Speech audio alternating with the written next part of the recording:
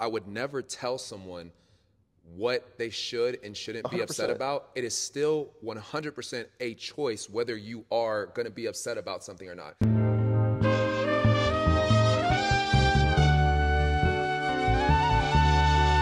Jameis Winston, if you don't know who that is, he is the current starting quarterback for the Cleveland Browns. I actually played against him in college my freshman year, but one thing about Jameis is his personality. If you ever talk to anybody or see any interviews about him in the league, everybody loves what he brings to the table in terms of his personality. And last week on their game, this past game, it was a snow game. And what really stood out to me about it was just his mindset around being in that environment. He was like, I'm happy. My kids love playing in the snow. I get to come to work and play in the snow. This is my first snow game. Like, you know, he was giving praise to the Lord, whether you're religious or not. That's what he was doing. And he was just giving a lot of gratitude and choosing to be happy about a scenario that a lot of people would be like, damn, it's snowing. It's going to be cold, like whatever. But you could see that, one, he was genuinely happy to be there, and two, he was making that choice. It was a conscious decision in his head that, like, I'm gonna take advantage of this opportunity to have an experience I haven't got to have before and have fun. And they won the game. Now they're like 3-8. The boys are not good, but when I watch that game, it's always fun to watch Jameis Winston play. Not even play. Sometimes it's fun just to like watch his pregame interviews or whatever it is, because no matter what it is, like, he always finds a way to embrace the situation that he's in. But I think the thing with Jameis, though, is, like you said, he just always finds a way, no matter the situation, to find the positive outlook. And I feel like that's something where a lot of people can do, they choose not to, but if they are willing to find a way to grow into that kind of mindset, like, you live a lot better life.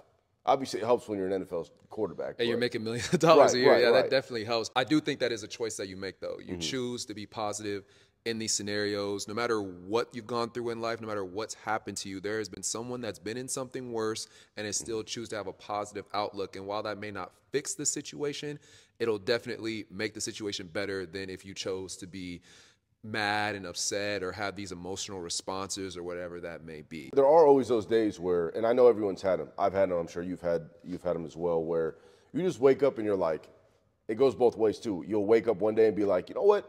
Like, I'm just gonna have a good day today. You know, like the small things in life, like I'm gonna appreciate. Like, I'm gonna appreciate my alone time. I'm gonna appreciate, maybe it's music with an album, or I'm gonna appreciate, you know, it's sunny out, or if you like the cold weather, oh, it's cold out. This is a nice change of pace. But then there's also those days where you're like, everything makes you mad, no matter what it is. And that's just the reality of it. So to consciously wake up every day and at least put in an effort to try and have a good day, it really does change not only the way you think, but your outlook on life and your actual day itself. Just like you can select the time to be happy, you can also choose to allow things to upset you, make you angry. Have you seen How to Train Your Dragon, bro? I don't even know how many there are. I've watched one of the movies. I think it was the first there's 3 or 4 of them, and there's also a TV show. I've seen all of them multiple times because I think it's just a great story about family, about acceptance, about all those different kinds of concepts that make us really feel good. And there's also some mature concepts that they apply that are easy for kids to understand. So I think it's a good family movie. I think it's a good movie for older people. But there is a controversy around it right now, in case you hadn't known. So they recently started casting for a live-action version of the film. And people are upset about a particular casting around the love interest, Astrid.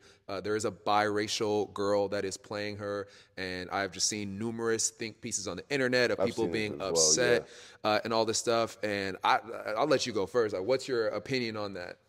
I don't have one because I feel like it's just not. It's not something to be upset about. But again, like we said, some people just choose. That's just the way some people think and operate, where it doesn't matter what it is, they're going to find a way to be upset about something. And again, we're talking about a fictional movie about a dragon, right?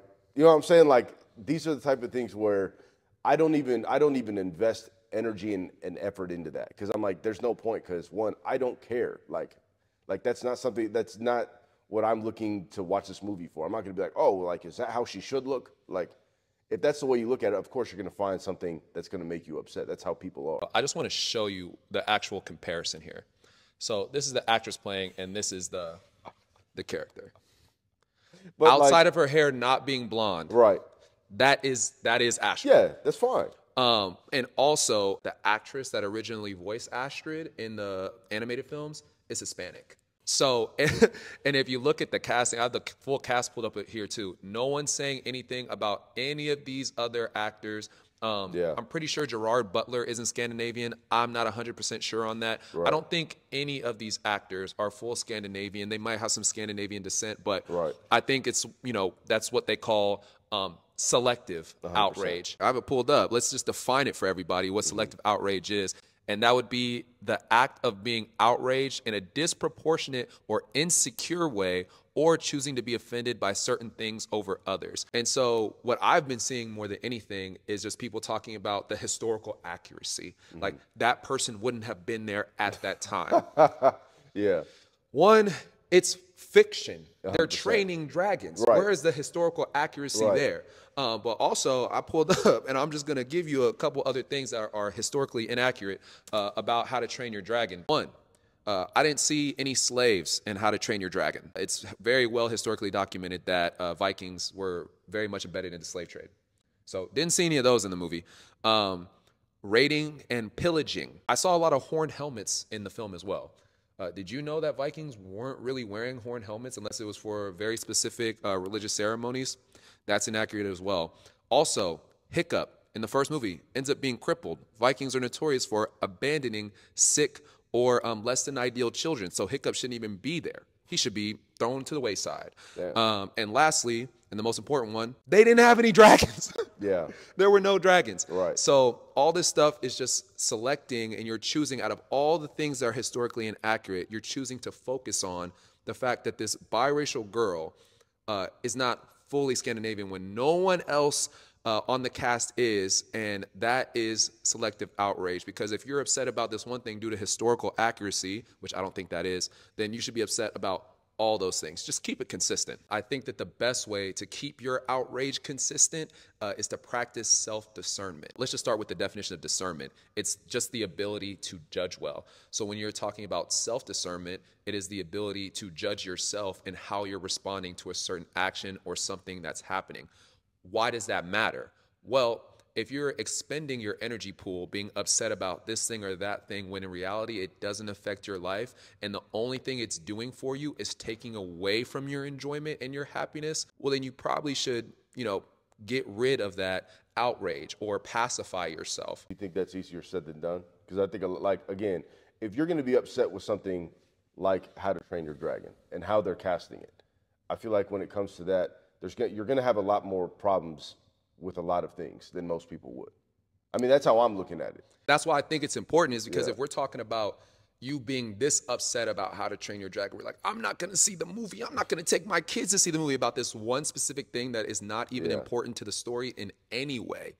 Then what else do you allow yourself to be upset about that doesn't influence your life at all? So you're willing to get on the internet and voice your outrage over a fictional movie with fictional characters about a fictional group of Vikings training fictional dragons. When was the last time you were upset about, let's say, the taxation in your state and where that money is being allocated? When was the last time you showed any sort of outrage about that? So why can something that's fictional that has nothing to do with your day-to-day life upset you, but this thing that is constantly affecting you every single day, you give no outrage to? That's what we're saying, where if you get upset about something like this, you're going to be upset about a whole lot more. Because again, there's too many things in the world that are happening that people either care about or don't care about. But at the end of the day, it's like it's all about how you think. Exactly. And so it's like if that's what you think is important to you, then you're going to be an unhappy person. And then this is maybe the reason why you should tune in to the Choose Up podcast. No, because when you break it down, it's like you're letting little things like that really affect your day. Like, you've seen those videos on TikTok. There's people who are like they are mad about that. They feel like it's the end of the world. But then at the same time, it's like you have hundreds and hundreds of thousands of things going on in the real world that is actually bad. Like you said, even from the example of using tax dollars. I got a flat tire the other day. The second one in Atlanta, because these potholes are crazy. You know what I'm saying? Second one in less than a month. Hey, they come for them pockets, boy. But that's what I'm saying, though, is that they obviously take the money from your paycheck and your tax money and whatnot. And you would think that they would invest it into the city. whether that be the roads or whatever it is. But you still have homeless people. You still have potholes in the city. It's interesting to see selective things because it's like, this is what you're going to be upset about rather than something that is going to help and or benefit a lot of other people. Like, come on now. That's just how people are selfish, and that's what it is. And while I would never tell someone what they should and shouldn't be 100%. upset about, it is still 100% a choice whether you are going to be upset about something or not. Yeah. You can choose to not be upset. You can choose. You can choose up. Yeah. Make sure you subscribe. But you can choose to not be upset, to go about your day and focus on the things that actually are worthy of your ire. There are things in your life that are actually affecting you in a real way that you're just letting pacify over your head because you're upset over a casting in a fictional movie. It doesn't make sense to me. So how do you get better at self-discernment? Well, we're going to teach you. Okay. The first question that you ask yourself is, what is upsetting me? So in the case, we'll just use the How to Train Your Dragon thing as the example. So what is upsetting most people? The casting of a biracial girl in a role of a fictional character that has a Scandinavian appearance. Because once again, it's fiction. They never in the movie say that they are Scandinavian. It's just fiction and they just look like they are. All right. So that's what's upsetting me. Yeah. Why is this upsetting me? I think in most cases, what I've seen is people talking about historical accuracy. I don't think that's the actual reason. I think that is some, Let's be honest, we know, and we can just call it how it is. Bigotry, racism. That's what it is. You know what I'm saying? Like I feel like there's no, especially when you're talking about something that's fiction, you're choosing to be upset about something that's not real. And why does that bother you so much? Then the next question would be, if you're assessing yourself is, are the emotions I'm feeling consistent towards what I say is upsetting me? So in this example, the historical accuracy, like I already talked about, those Viking facts, do those inaccuracies give you that much of a visceral reaction to where you feel like you need to go make a video on the internet or make a blog post or a tweet about it? No, because I haven't seen any think pieces on any of those other topics, which would be incredibly historically accurate to Vikings if this wasn't a fictional story about people that just present as Scandinavian. So the next step in your questioning of yourself is, if this is not consistent across all these other things that I say, this is the reason why it's upsetting me, which is the historical inaccuracy. Why do those other historical inaccuracies not upset me? Why do they not upset you? And if they do, why am I so attached to these concepts that I'm allowing them to upset me? I'm allowing them to disrupt my day. Why am I so attached to the fact that Astrid is a blonde Scandinavian presenting girl that it is now detracting from my happiness in my real life, and she's a fictional character? Why? Ask yourself that. What is there anything about you that gets you that turned up? Not anymore, but I think that's where the growth comes in when it comes to this, because I think a lot of people used to be like that. If not, they still are. I know I was for sure, where, especially with the internet, you look at, I would be scrolling, you know how it is, especially it was just election season, all that. So you would be scrolling, you would see something, whatever side you decide to vote for, whatever you find important in your life, if you would see something that didn't agree with you, like if you sit there and watch the entire, TikTok or video or whatever it is, you're choosing to have that upset you in the moment because you could just scroll right past it. I think that happens to a lot of people. That's why now, for me, if I see something that I know for a fact, I'm like, I have no business watching this, I'm just going to move on from it, because what's the point? And that's what I hit. Now I just hit the little share thing and I hit the uninterested thing. That's what I be doing. Because if it doesn't align with what I want to see, then that's fine. For me, if it's going to make me upset and I know I don't even want to watch it, then why watch it? I'm just going to keep it pushing. We could wrap this entire thing up with this How to Train Your Dragon. That's what it would be. Don't watch the movie. Don't watch the movie. Don't watch the movie. And it happens a lot of times with sports, music, everything, actual culture and life. If something makes you upset and you know it's going to make you upset, then why are you putting yourself in a position to be upset? This historical accuracy thing, I hear it a lot when certain pieces of media with a certain demographic of people are cast in certain roles. I constantly hear this, well, that type of person just wouldn't be there. A mermaid wouldn't be that skin color. A mermaid would be literally see-through with web feet, and it would be disgusting looking. So whether the skin color was a person that would present as a Anglo-Saxon, or if it's, was it Chloe Bailey? Or it was Chloe Bailey. Hey, hold on. Get that right. Your girl and my girl will be like, what's wrong? I don't know which one it is. They both look very similar. I'm sorry. Let me look it up. Let's look. Hold up. It's Hallie. Hallie. Sorry, Chloe. we're talking about your sister. Either way, no matter who they cast in that role, unless they put a bunch of makeup on them to make them translucent and gave them jagged teeth and webbed feet and all this stuff, and also made them man-eaters, it's just not accurate even to the mythology. So let's move on when I'm mispronouncing and misconstruing different famous people. Even in tune with that, I just wrote down a few other roles just to illustrate my point that it's only when a certain demographic is cast in certain roles that this seems to be an issue, because Scarface, Al Pacino, he's an Italian playing a Cuban, and his accent was not very good, and he spoke no Spanish in the film. Everybody loves Scarface. I enjoy Scarface. Fantastic. But let's just be real. Nobody was outraged about that. Russell Crowe is an Australian man playing a Spaniard in Gladiator. Second movie just came out. I haven't seen it yet. Nobody made a big deal about that. And his accent wasn't even anything that would be Spaniard related. But guess who they made guess who they're making a kerfuffle about? Because his accent, he's using his normal accent. Denzel Washington in the second one. Russell Crowe used his straight up Australian accent in the first one. Anyways, moving on. Jake Gyllenhaal playing the Prince of Persia. And one of my favorite movies growing up, it's a religious movie, Ben-Hur. And on this one, I just said the entire cast. We'll leave it there. So just to recap before we get on the last one, ask yourself these questions. First question is, what is upsetting me? Second question is, why is it upsetting me? Third question is, are the emotions I'm feeling consistent towards what I'm saying is upsetting me across the board? If not, why? And if so, why am I so attached to this thing that I'm allowing it to upset you?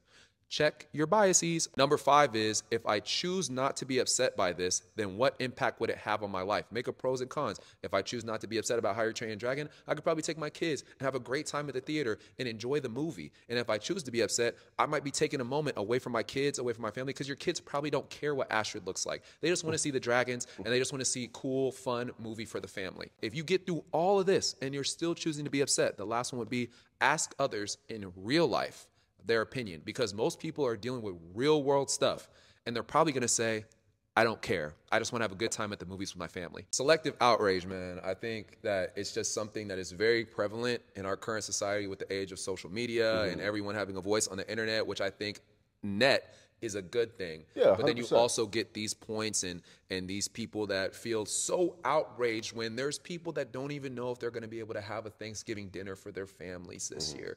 And you're worried about the casting in a fictional movie. I just think on the pecking order of things to be so outraged about, to make Facebook posts, Reddit posts, blog posts, TikToks about, I think that should be pretty low on what you should allow to upset you. Worry about the things that are impacting your life right now, not a movie that you could enjoy anyways, regardless if Astrid was dark skin, light skin, Scandinavian.